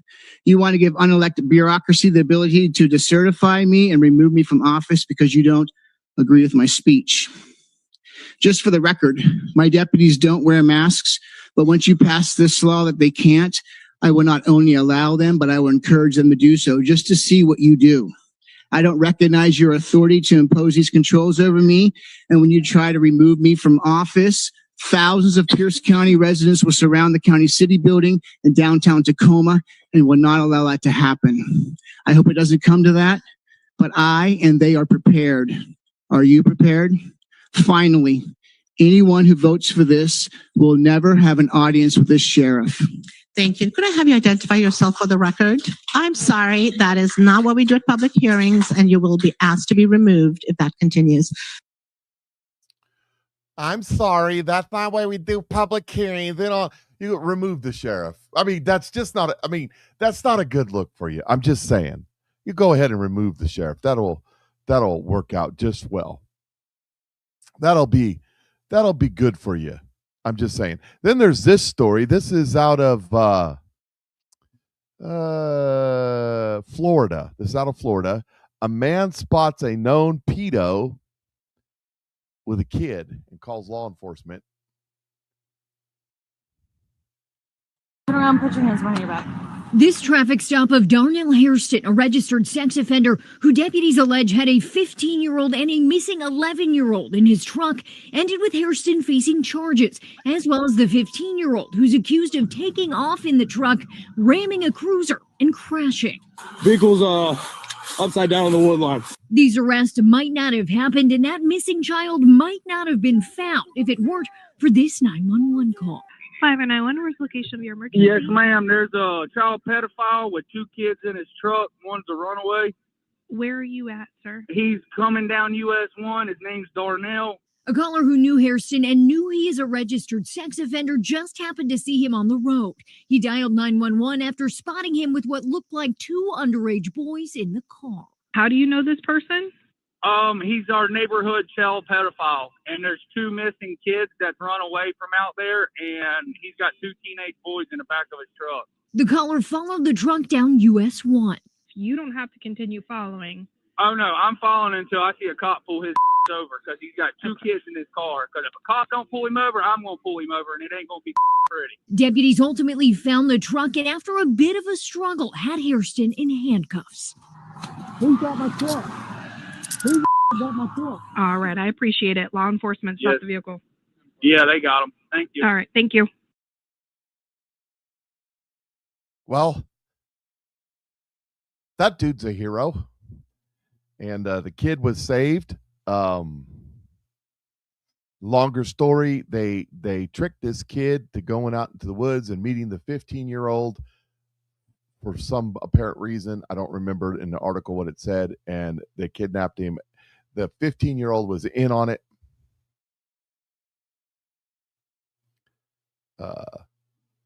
So good on them. That worked out well. I'm glad that it did. All's well that ends well, and I love a happy ending when the criminal gets his comeuppance. Would have been better, like if you got in a fight with the police and the police had to, put him down. That would have been better. Just saying. Los Angeles. By the way, how many of these Somalians are smuggling money out of LAX? That's a question in my mind. Los Angeles. All right, you guys. So I had to actually get my way in here because the numbers weren't working to be paged in. But look at what this is uncovering. Hospice, home health care, Allegiance Home Health, Honeywell Home Health, Wellspring Home Health, Golden Touch Home Health, Amazing Health, Dignity Care Hospice, Moonlight Hospice Incorporated, Thousand Oaks Hospice Incorporated, Premier Home Care Agency, Altruistic Hospice Incorporated, Capital Hospice Care Incorporated. Some of those don't even have signs on their doors, and the ones that did weren't answering or had a Ring camera. There were 2 people that were actually in the office. They gave me brochures and numbers, so we're gonna find out what's going on. And I walked 7 more feet, and what do we have? Sheltering Arms Hospice Care. absolutely ridiculous.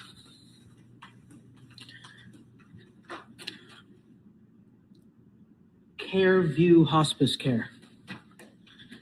Dude, another building with several agencies.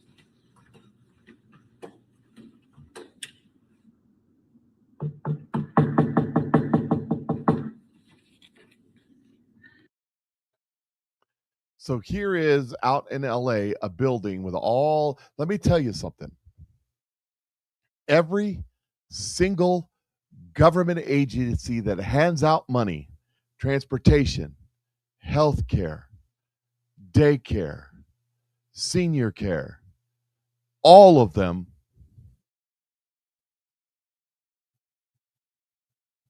are compromised. All of them.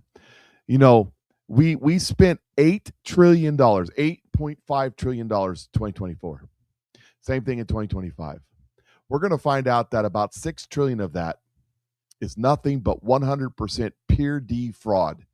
These people have figured out how to do it, and they're doing it. They're destroying us. Here's another thing out in California that they're doing.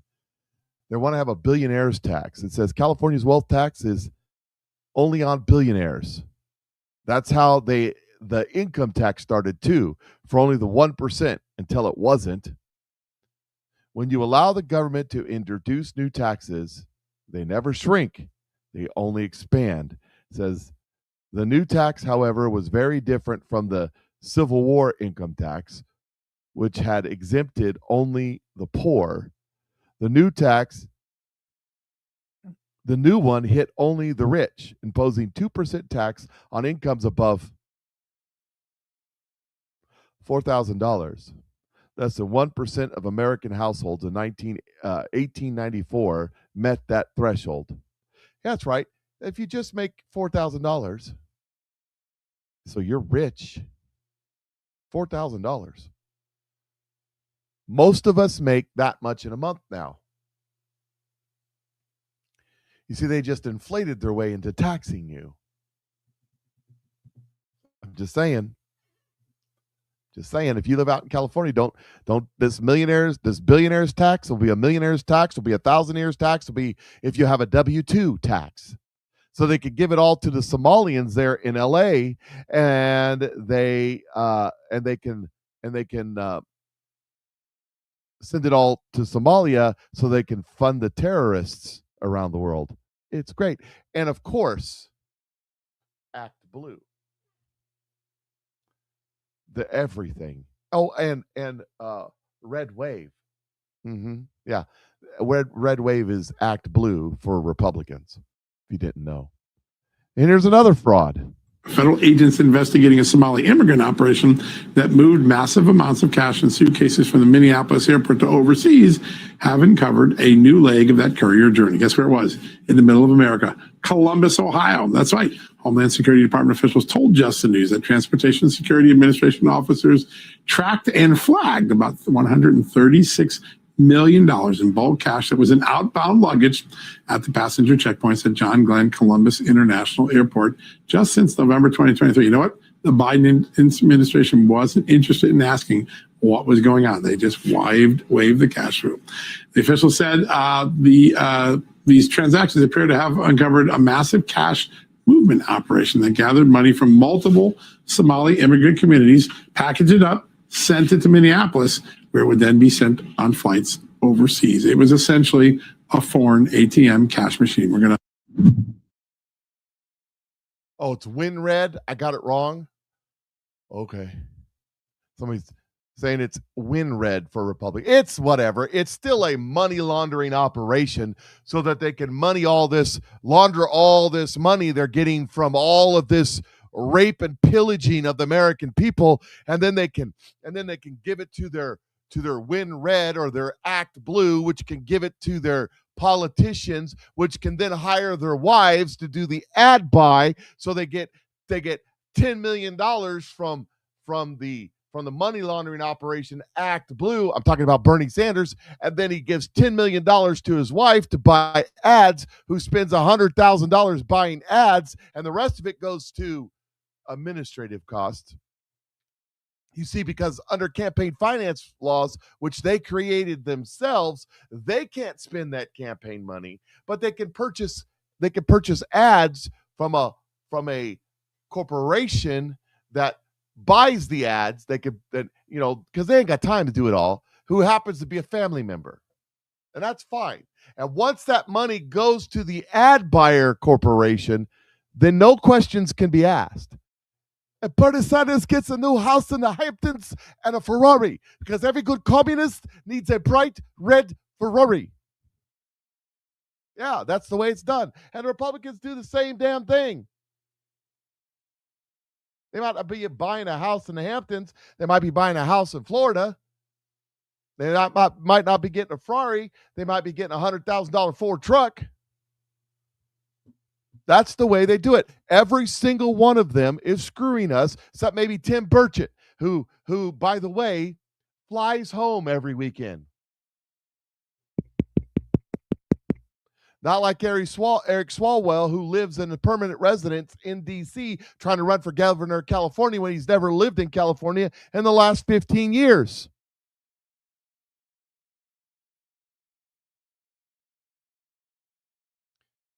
Ask Marjorie Taylor Greene how she can afford her $1.9 million condo in D.C. Her too. Yep.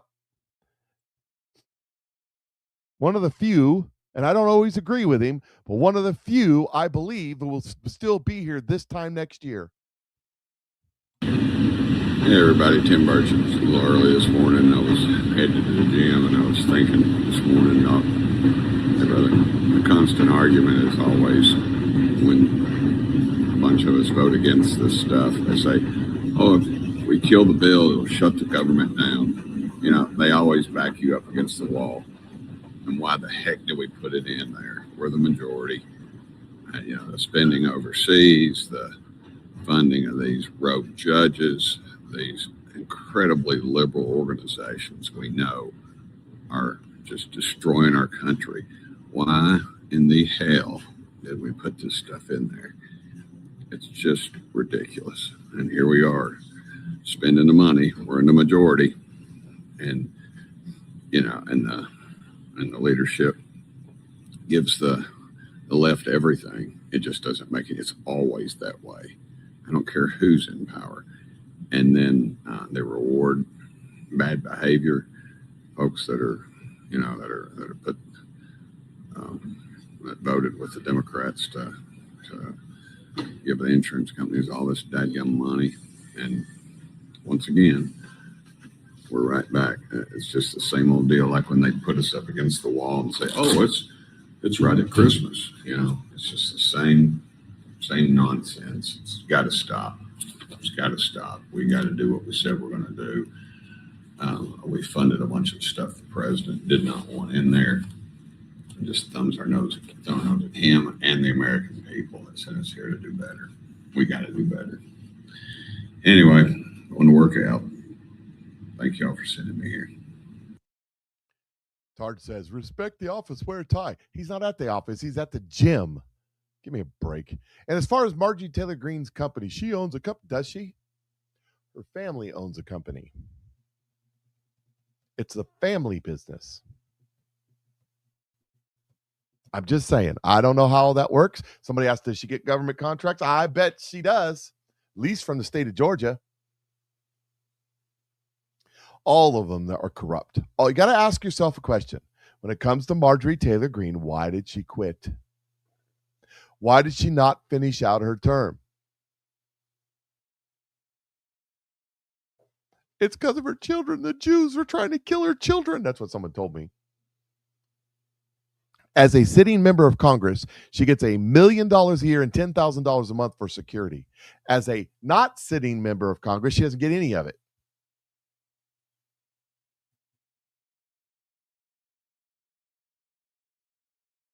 Yep. So you got to ask yourself, why did she quit? That's the question that I keep wanting to ask, is why in the world Why in the world did she quit in the middle of her term? 2-year term. She had till the 2027, and I don't have the answer. I mean, I really don't know. I don't know why she would do that, but I question it. I question it a lot because there's a lot of problems there. There's so much power, so much you get so much money for this benefit and that benefit and whatever. You get so much money for being a sitting member of Congress. Why in the world would you quit? Why would you walk away from that in the middle of a term? I can understand. I'm sick of it. I can understand that, but I don't understand why in the middle of the term. I don't know. Here's Gutfeld. And next November. That is the greatest threat. I miss threat to democracy. So what's got them all hot and bothered? Trump joking to Reuters about the midterm election, saying, quote, it's some deep psychological thing, but when you win the presidency, you don't win the midterms. When you think of it, we shouldn't even have an election. Carolyn blasting this weenie who didn't get the joke. You said that he was joking about canceling the elections, but Americans for generations have fought and died for democracy, for this democracy. Are you saying that the president finds the idea of canceling elections funny? Andrew, were you in the room? No, you weren't. I was in the room. I heard the conversation, and only someone like you would take that so seriously and pose it as a question that way. So, Jesse, that guy's from The Independent, a British paper, and he is actually a weenie, and I hope that gets back to him. You know, people fought and died for the democracy. How dare you make a lighthearted joke that I'm deliberately and deliberately mistakenly taking as serious? That guy is such a nerd. People like that, I mean, that's why we hate the media. They're just nerds. Lighten up. He's not canceling anything. He's endorsing people. He's giving them money. Susie told him he had to go out and campaign, and he was like annoyed about it, but he has to do it.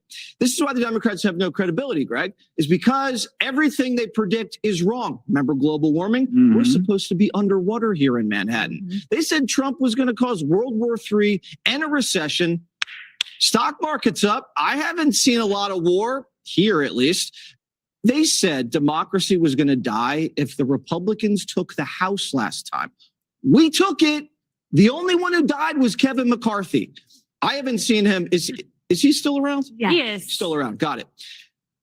This is like what you said in the A block. These are feces fastballs. Okay? No one believes it. They just throw it out there because they think their voters are that dumb.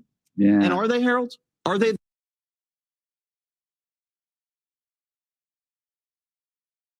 So this guy says, let me back that up a little bit. This guy, I guess I got something to say. Joking about canceling the elections, but Americans for generations have fought and died for democracy, for this democracy. Are you saying Bernie Sanders, Marine, I ask you, did you fight and die for democracy? Well, you didn't die, but did you fight for anybody else that served? You can answer this question. Did you serve for democracy? Not a single soldier from 1776 onward has fought and died for democracy. Nobody. Our founding fathers hated democracy. They knew that democracies failed. No, we fought and died for a republic for which it stands, one nation under God. That's what we fought for. We fought for our brothers and sisters. That's what we fought for. That's the problem with this moron. Democracy.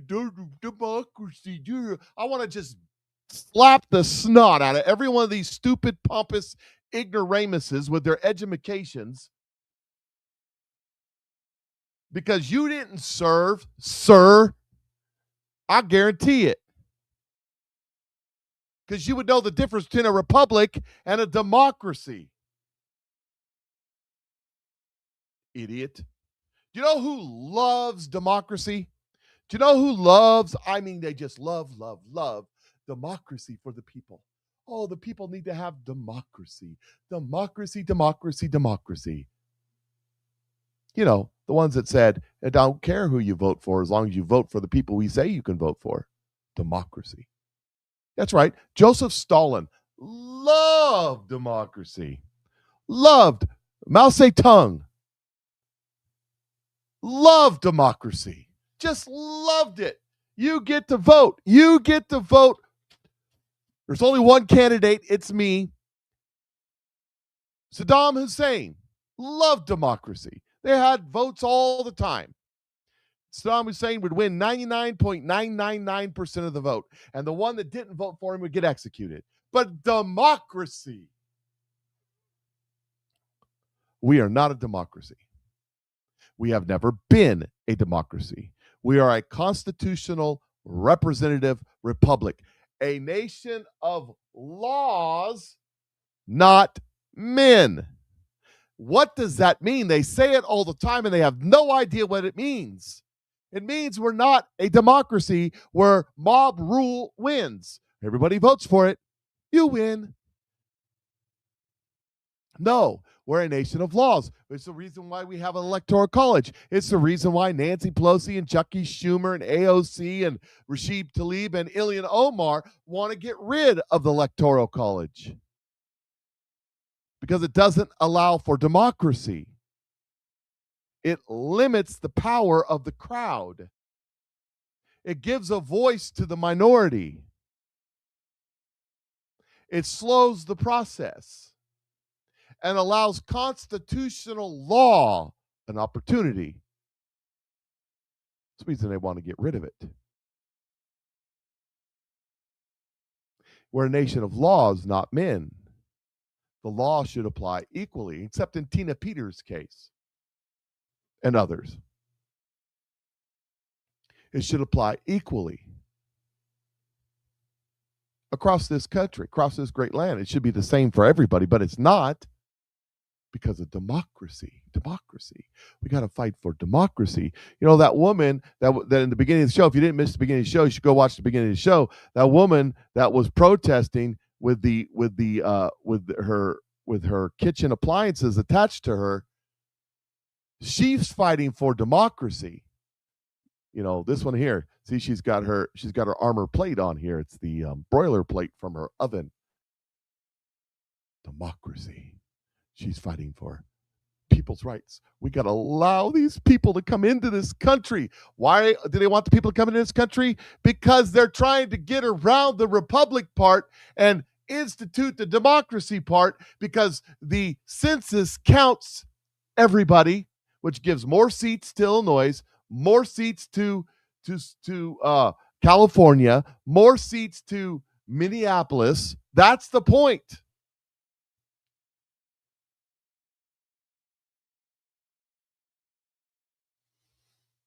I wonder if she cleaned that thing up before she started wearing it, or is it a new one?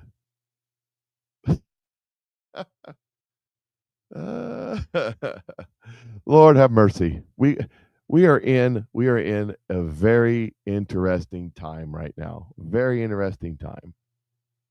And things are about to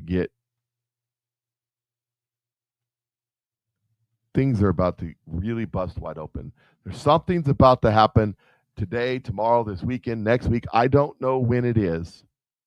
Something's about to happen that's going to flip the script. Let me tell you something else, too. Pay attention to. So it's been prophesied. Mike will attest to these things. It's been prophesied that it's going to get violent. They're going to start shooting at law enforcement. They're going to set up like sniper nests. And then as first responders come in, then you're going to get more snipers, more explosions. It's going to be pretty bad.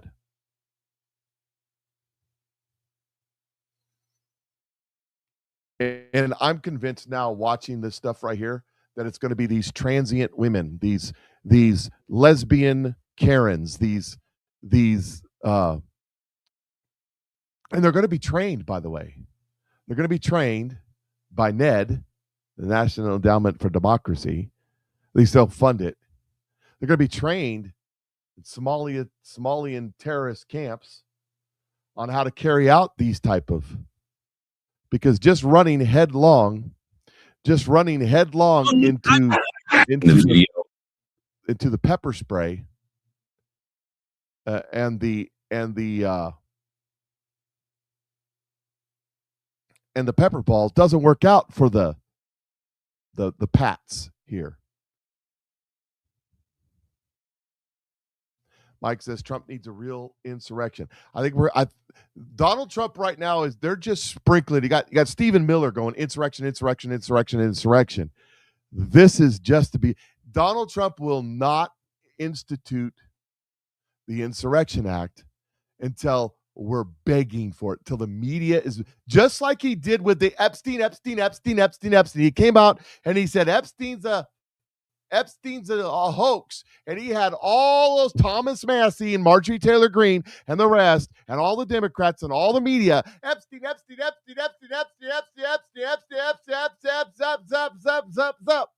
Where are they today? Where Thomas Massey? Have you said anything about Epstein since Christmas? Marjorie Taylor Greene. Why have you dropped the subject? I thought it was for the victims. We got to protect the victims. It's for the victims. How come nobody's saying a damn thing about Epstein as the Clintons decide they just ain't going to show up to the subpoena? Nobody wants to talk about Epstein. But Donald Trump had them begging for Epstein, had them standing out on the Capitol steps with the women begging, give me Epstein or give me death. And now their mum's the word. Why? Because they knew that the Epstein files that come out of the Southern District of New York, the ones that they wanted released, were the ones kept by James Comey's daughter, ones kept by the deep state, and all of the bad stuff, all the stuff where these people had been partaking has been taken out, and Donald Trump had been added in every which way they can. They knew that. That's why they wanted it. And then the DOJ on Christmas Eve, Merry Christmas, everybody, announced that, golly Shazam, by golly gee willikers, we was in the back room by the dumpster, and we opened up a box and Shazam, there's 1 million more Epstein files that nobody knew about. And since then, not a word. How come they're not screaming them? Where's those 1 million Epstein files? How come they're not talking about that? You want to know why? Because those are the juicy ones. Those are the ones that they tried to hide in a burn bag that didn't get burned, because God is good all the time, and all the time he's good.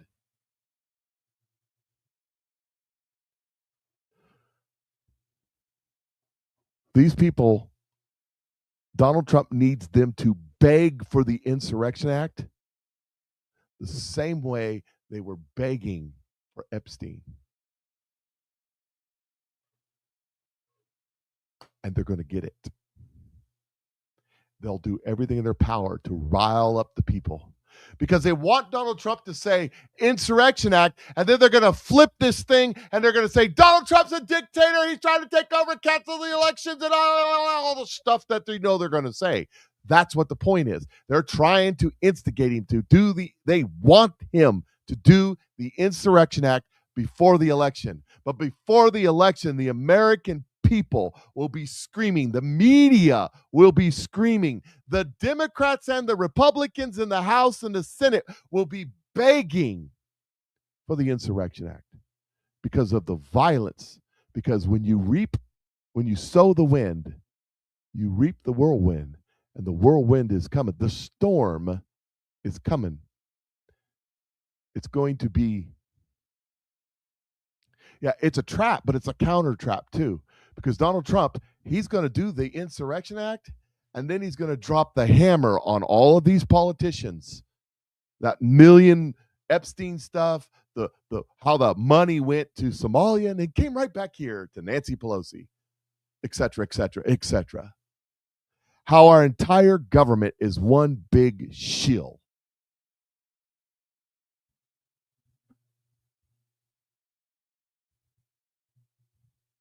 Just watch as this thing unfolds. This Donald Trump, I said this before, this presidency is not like the first presidency. Donald Trump is pissed off, but he's also patient, and he's willing to wait. He's willing to put everything where it needs to be. And when he's done hammering these people, they won't be a viable political entity when they're done, if they're even on the planet anymore. Some will get arrested, some will not, some will make deals, some will not. Many of them will self-deport, the planet or the country, whichever comes first. Mark my words, write that down. It's going to be Donald Trump. He says it all the time. His book, The Art of the Deal, is a business version of The Art of War. You go in, you keep it completely secret until the time comes. And then you attack with the fury that you can muster. You win the war, and then you attack. Kind of like what he did in Venezuela. Boy, he head faked, kind of like he did when they bombed Iran. He head faked everybody. Everybody's panicking and going this way and going that way. You had Marjorie Taylor Greene, Thomas Massey, and Rand Paul. My God, their children are going to die. And then, boop, over. Suckers. It's going to happen. Get ready for it. You know how I know? God said. You know how I know? God said. That's how I know. That's how I know. And they fiddle around and fiddle around and fiddle around. And they've been, the graph, they're out there on the edges off the paper that they're fiddling around. And we are now entering to find out.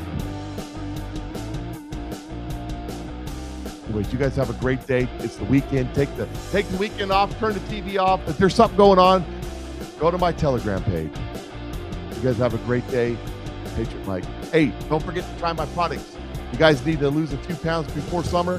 This is the stuff. This is the stuff right here. PatriotMikeShow@gmail.com. Patriot Mike is out.